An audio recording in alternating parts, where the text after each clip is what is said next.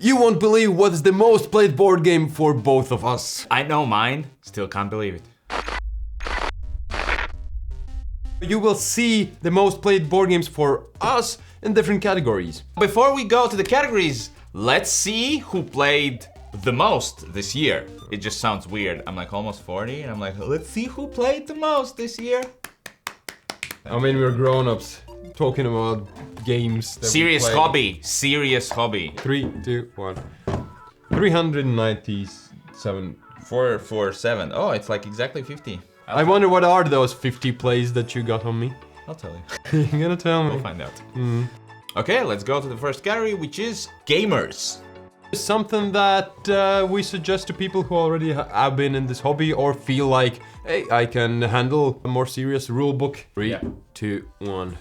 Primal the Awakening. You are these heroes, different anime-style characters. Heroes. You go into the place where this beastie lives, right? Yeah, He lives there. You go in there. Yeah. And then you kill him. Yeah. Well, try to kill him. Yeah. Yeah? Yeah. So, heroes. Heroes. Got it. Just checking. And in each session you will fight against a different monster. One breathes fire, other spits water, other makes dust. Sounds really scary. So you have to be real hunters, have to know what these monsters do, how they do it, and then fight against them. Two best things I think about that game. First one is the way you combine and can like do a combos with your deck, and you have to kind of know your deck. And the second one is how the monster reacts to what you do. You always will see the reactions that the monster will do. He will only react if you poke him, right? In the wrong way. So you try to play around that. Anyway, mine's Dune Imperium, where you also play heroes that go into this planet and take all their spice away. You know? Heroes. That's the definition. Anyway, Dune Imperium is a worker placement / deck building game. What that means is you will be sending agents to the board, collecting resources, and using those resources to get victory points. You have a little deck of cards that you will play, and you will get new cards to add to that deck, which will make it stronger or more varied. And it is a highly interactive game, because if I send an agent there, you can't send it there. Plus, each time we have these combat cards with huge rewards. I can send in troops, you can send in troops, and who has the most troops gets the biggest reward. So we're like killing each other and messing with each other's plans. You always get these situations where you have a plan, somebody goes to the spot you wanted to, so you need to create a new plan. Think on your feet. So filler game, not necessarily super simple, but I think it's mostly quick.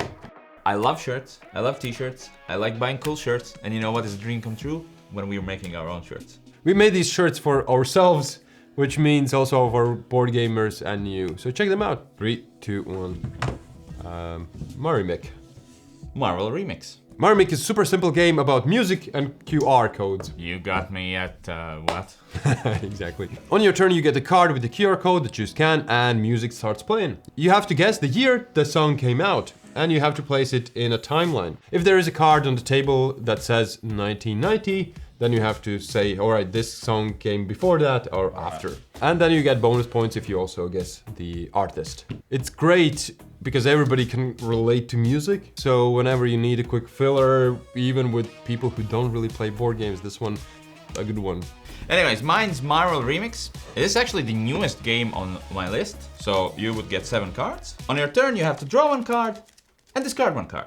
Each of the cards you have in your hand will score in a different way. For example, Captain America will give you 2 points for each hero and +1 if you have his shield. And you're trying to satisfy as much as you can. Once there are 10 cards discarded in the middle of the table, the game ends and we just score our hand. Super simple, super easy, takes 10, maybe 15 minutes to play, and it's a perfect like weekday evening game. Like, okay, everyone's cleaned their teeth, ready to bed, 1 quick game of Marvel Remix. Next category, family game. So the most played family game for us is Dorfromantic. 7 Wonders. Nice one. Architect. Dorfromantic is a simple game where you as a team build a city, a territory. Area, exactly. And you do that by pulling out 1 tile from the deck and then placing it. That's everything that you do. So there will be different tasks where it's more efficient to place these tiles, but you place these tiles together, right? We pull out 1 tile and then discuss where should we place that. Yep. Place it, pull out the next one, and that's how we play. It's a simple solo-ish cooperative game. At the end, you score some points, and the more points you score, the more you unlock different boxes and secrets. And these secrets will help you then build better next time. So it's a campaigny-ishy game. For late nights or for times where you just don't want to overthink things, just play this one and relax. But Seven Wonders Architects is even simpler family game.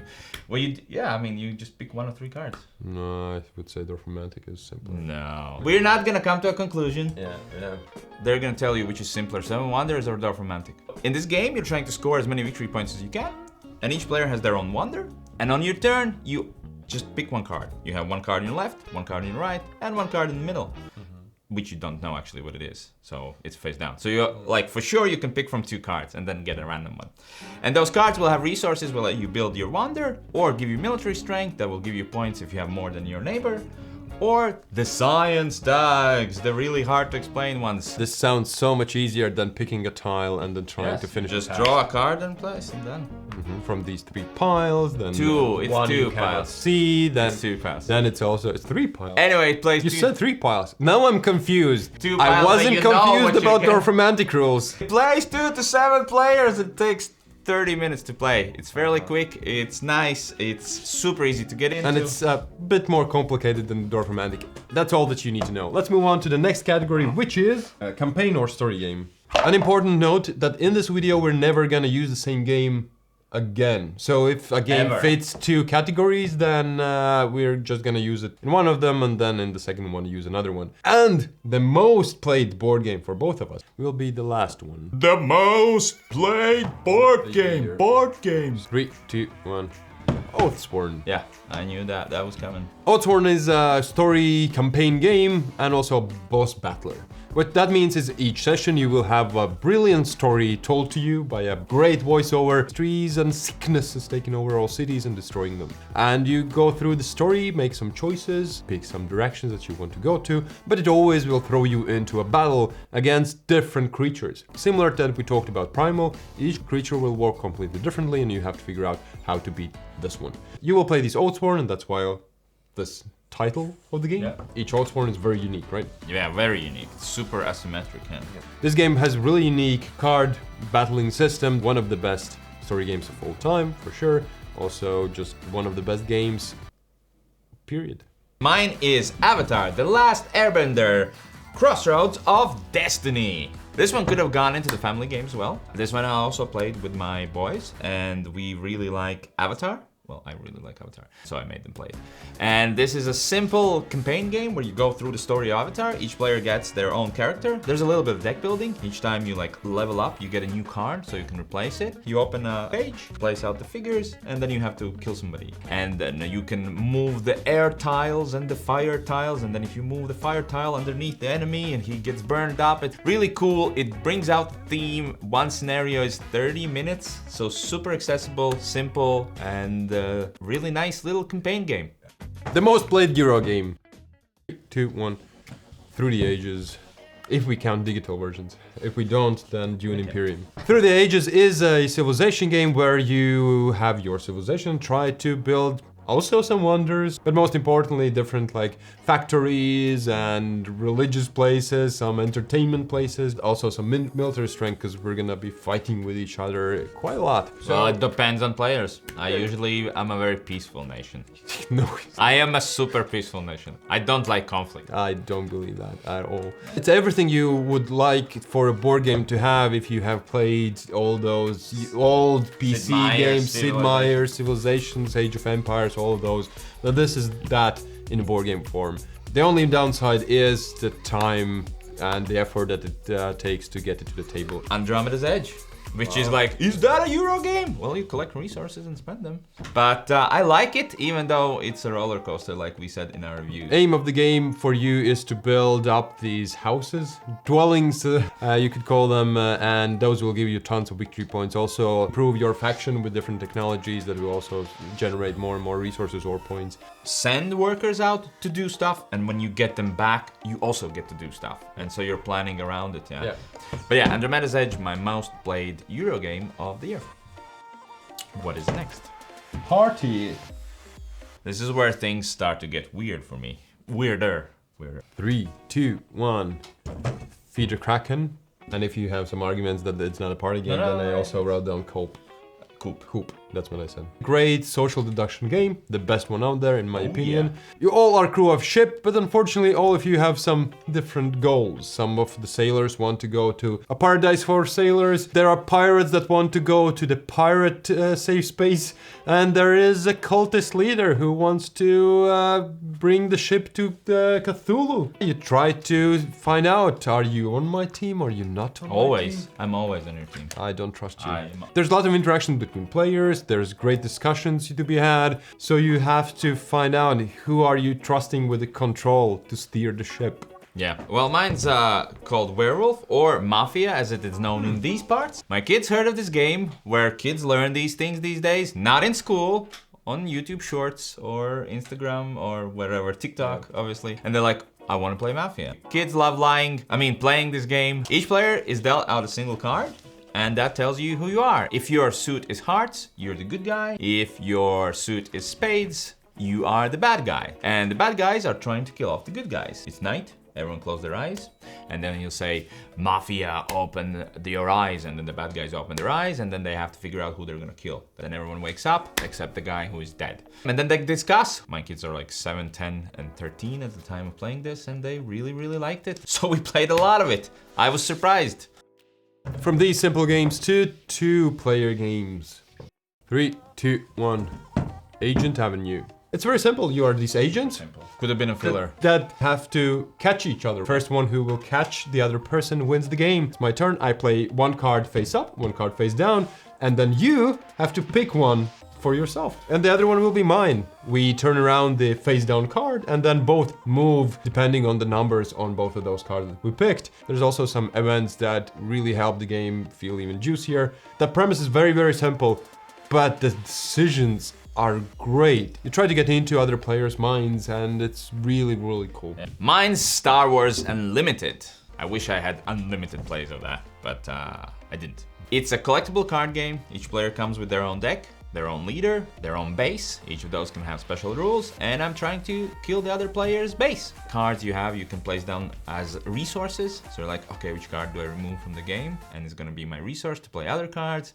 It has 2 areas of battle. It has ground forces. It has the space forces fighting each other. Obviously, if you love the theme, you're gonna love it even more. 3, 2, 1. Conservus. Conservus is a solo-only game where you go and fish some fishy things. Say no more, I'm already bored. You do 2 things in your turn. You upgrade, buy new ships and try to invest in your business, and then you go and fish. I take that back, you do 3 things. The third thing being you then can the goods that you just fished. As all businesses, you need to earn money. And number 2, you have to save the oceans and Earth. You can't overfish because there's not gonna be fish anymore for your business to thrive. And you have different tasks each time. You have different challenges. For example, this time you have to specifically earn this money, fish these things. You have to have these fish at the end of the game in the baggie as in the ocean. Yeah. From time to time, a small solo filler that I really enjoyed. You said you can go fish, you can upgrade your boats, right? And then can your fish, can what? That sentence doesn't make sense. Can I what? Yeah, that was brewing in your mind for a good 3 minutes there. But see how I let you finish? I let you finish. And it was all you came on with all that time, man. Anyway, let's move on to mine. 7 Citadel. I haven't played the first 6. Okay, I'm gonna stop now. This is it. And I know you think it's funny, yeah, but think about it. I've been dealing with this for 4 years constantly. All right. You might think it is a joke, but there are people actually struggling with this. It's a real problem in the 21st century world. He's funny for 10 minutes at a time. Yeah, why do you think this video is around that? Yeah.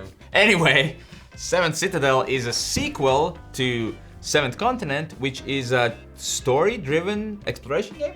What it does differently is you have sort of a base from which you go and explore. And then anytime you want, you can come back and finish the scenario. And depending on did you achieve your goals or not, you were gonna do better or not, but it keeps moving forward. The world is much weirder here. You start out as a gardener who was taking care of plants that eat giant worms that live under the ground. It's super weird. I like it, I still have it. I plan on finishing at least one of the campaigns. The box comes with 2. Great world building, Yeah. the exploration. Yeah, I really like it. I want to finish it. It works great as a solo game. I don't even need anybody. So the time has come and we will present the most played board game of the year. You already know mine, but I have no idea what yours is. 3, 2, 1. Slay the Spire.